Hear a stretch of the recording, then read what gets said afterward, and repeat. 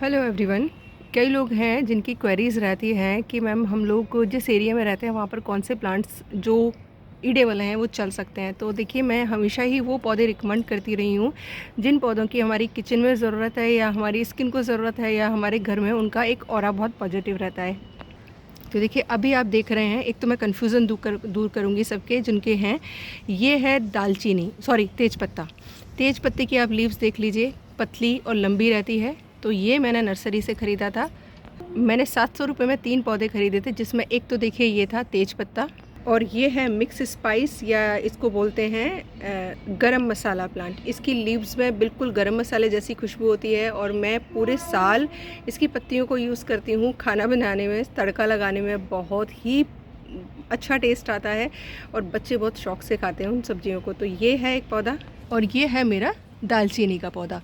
दालचीनी की देखिए ये पत्तियां हैं, इसकी पत्तियों में भी सिर्फ दालचीनी जैसी ही खुशबू आती है, और जो दालचीनी का जो हमें छाल मिलता है मार्केट में वो इसके पौधे की स्टेम से निकलता है, जो कि पौधा जब मैच्योर हो जाता है उसके बाद उस पर से स्किन उतरने लगती है तब मिलता है।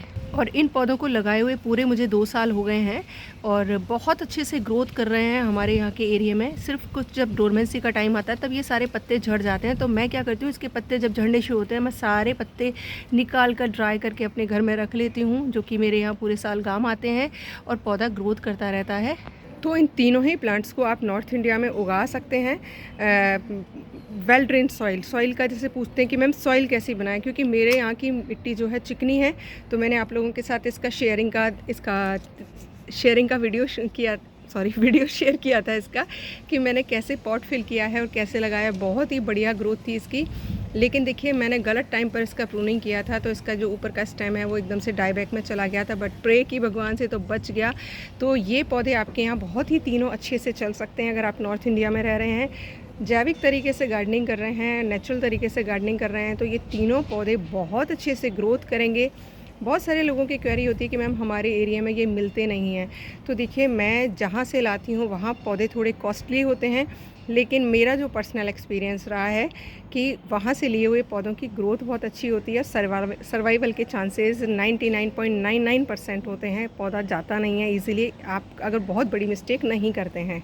मैं किसी भी, आपको पता है, आज तक मैंने किसी का भी प्रमोशन नहीं किया है, ना ही किसी नर्सरी का, ना ही किसी साइट का। बट मुझे लगता है कहीं पर अच्छी अगर आपको क्वालिटी मिल रही है और 5 रुपये आपको ज़्यादा भी देने पड़ रहे हैं ना, और क्वालिटी है तो लेने में कोई दिक्कत नहीं होती है। तो दिल्ली में जो लोग रहते हैं वो विज़िट कर सकते हैं प्रिया नर्सरी को।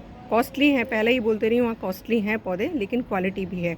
डिपेंड आप पे करता है। आप बाकी नर्सरियों में ऑनलाइन सर्च करिए, क्योंकि बहुत सारे लोगों ने ऑनलाइन मंगाए और ऑनलाइन मंगाने के बाद भी पौधे उनके सर्वाइव नहीं कर पाए। तो पैसा तो वेस्ट गया ही गया, साथ ही साथ जो दुख होता है पौधे के चले जाने पर वो अलग होता है। तो देखिए, मेरा एक्सपीरियंस, जो भी मेरे पास पौधे हैं वहीं से ख़रीदे हुए हैं, बहुत अच्छी क्वालिटी है। और ये पौधे इजीली, भाई यहाँ पे देखिए, मैं तो सक्सेसफुल नहीं रही इनकी कटिंग लगाने में, तो क्योंकि ये पौधा आपको पता है जितने भी मसाले होते हैं कोस्टल एरियाज़ पर होते हैं, नमी पसंद होती है इन प्लांट्स को, तो वहाँ से आते हैं सारे। ये ग्राफ्टेड प्लांट होते हैं।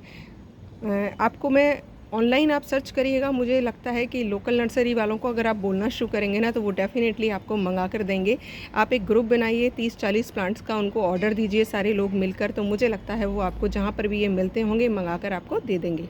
और सच बताऊँ ना, लो मेंटेनेंस प्लांट है, कोई भी मेंटेनेंस नहीं करनी पड़ती है। बस इसमें टाइम टू टाइम आप पानी दीजिए, और पॉट फिल एक बार कर देते हैं तो साल भर तक कोई खाद भी नहीं देनी है, कोई लिक्विड फर्टिलाइज़र नहीं देना है, कुछ नहीं देना है। आराम से ये प्लांट आपके यहाँ चलते रहते हैं।